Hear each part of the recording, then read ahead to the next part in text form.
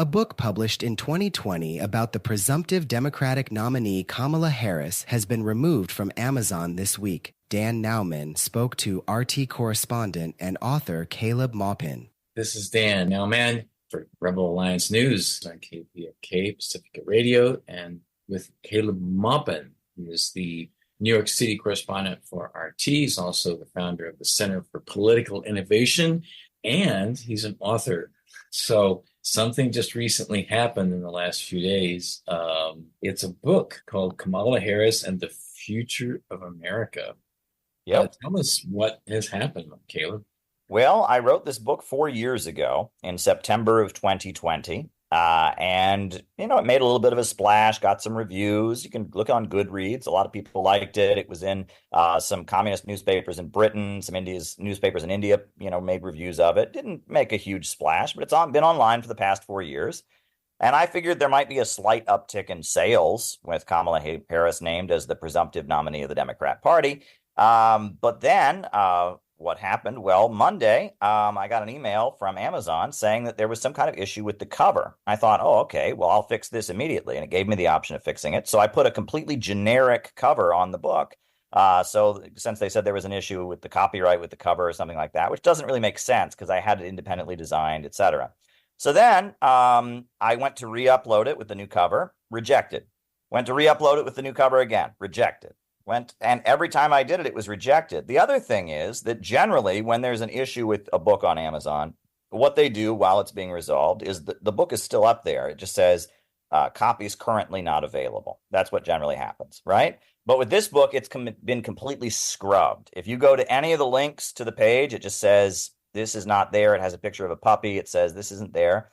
Now, this is clearly censorship. On the day that Kamala Harris became the presumptive nominee, a book that's been available for 4 years was pulled. They won't let it be restored with a new cover. This is censorship. Now, it's on Lulu right now, and I've sold hundreds of copies in the last few days. People are buying it in mass.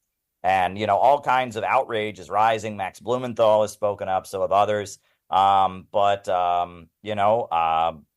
we continue. But this is clearly a case of censorship, no doubt about it. Wow. I mean, and it's been up for 4 years, and now all of a sudden, the timing is uncanny, right? Yeah. I mean, it's pretty obvious what's going on here. If they were to let me re-upload it with a new cover, okay. If the timing hadn't been on the very day that Kamala Harris, got the nomination, okay. If they were, if they said copies currently not available, but the book was still listed, okay. But no, this is very, very clearly Amazon has decided this book is not allowed. And if they tell you that here's your options, right, of what you can do because of the cover, and then people still can't access it, that's clearly censorship. And we should be making a statement about that. Oh, it clearly is. And Amazon is not just some corner bookstore that says, okay, we want to carry this book, we don't want to carry that book. They're an ultra monopoly, right? If you're not on Amazon, you're almost not in print, right?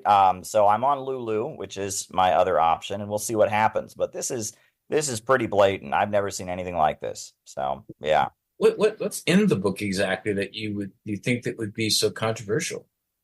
Well, that's the thing. It's not just a partisan hit piece on Kamala Harris. I'm above that. I use Kamala Harris to make 3 political points, but I do talk about her record as prosecutor and all the awful things she did. I know you all are out in California, and you're very familiar with what she did as prosecutor with the drug lab scandal, people going to prison because of false positive test results from drug testing, Kevin Cooper and the execution where she tried to block DNA evidence, trying to keep people in prison and arguing that their cheap labor was needed by the state. There's many examples of what she did. And I talk about that in the book, but I make a wider political point about CIA manipulation of leftist circles, how she grew up in the California New Left with her father being a Marxist economist. I talk about the desire for vengeance that she has and some of her personal baggage from, the ugly divorce, et cetera, that she went through. I talk about geopolitics and how it's very clear that the Hillary Clinton faction that ran the State Department during Barack Obama's first term in office, they've picked her to be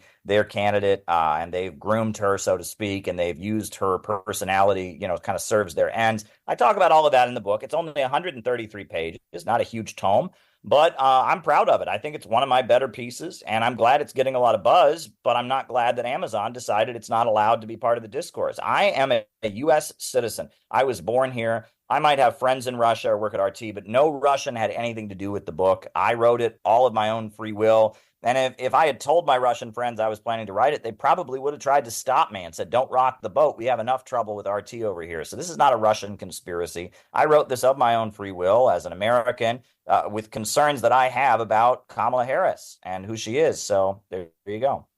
Yeah, and considering, what's going on in the world right now, person that I know that you have studied a lot and have respect for, Lenin, and I don't mean John Lennon, it once said, there are decades where nothing happens, and there are weeks decades happen.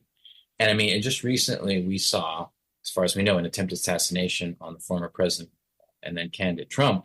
And then about a week later, all of a sudden, very quietly on Twitter, in the afternoon, lazy Sunday afternoon, Biden bows out of the race, and then he endorses Kamala Harris, and all this happens so quickly. And everything else that's been going on, Palestine and Ukraine and BRICS and the economic summit in St. Petersburg, Russia, and then there's the Beijing declaration that just happened, and their diplomatic agenda, which is to stand, for the Palestinians and against the genocide. So basically, we're seeing ICJ stepping up, with basically crimes against humanity. I mean, all of this is happening so fast. What are your thoughts on that? Where do you think we might be? What might we see next? What's going to happen next, do you think? Well, I think it's very clear that the Biden administration and their policies around the world are failing. And there's concern about what comes next. I think Kamala Harris, if she becomes president, would take things in a much worse direction. She represents New America Foundation, Anne Marie Slaughter, and those kind of voices that want to foment global revolution and unrest for their own reasons, to create and foment what they call the open international system, which is imperialism. It's capitalism in its monopolistic stage. And they want, endless chaos, et cetera, to spread and maintain the rule of Western banks and corporations. Whereas I think Donald Trump represents one faction that is self-interested, that may not be fully on board with that, and is probably more clear-headed in how it understands things. And the fact that Donald Trump faced that assassination attempt, the fact that he's got J.D. Vance, who said things about Ukraine, about not wanting to send money to Ukraine, et cetera, all of that seems to indicate that we'd probably be safer from nuclear annihilation in World War III with a Trump administration rather than a Harris administration.